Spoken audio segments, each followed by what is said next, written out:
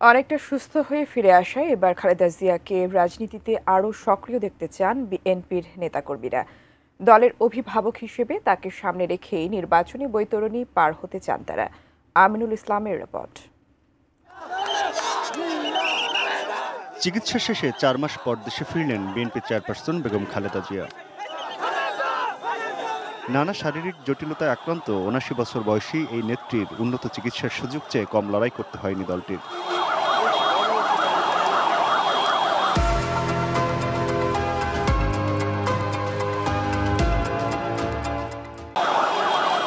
নিজের জীবনে লড়াই সংগ্রাম করেই বিএনপির দুঃসময়ে দলের দায়িত্ব কাঁধে তুলে নিয়েছিলেন স্বৈরাচার পরবর্তী গণতান্ত্রিক সরকারের প্রথম এই প্রধানমন্ত্রী।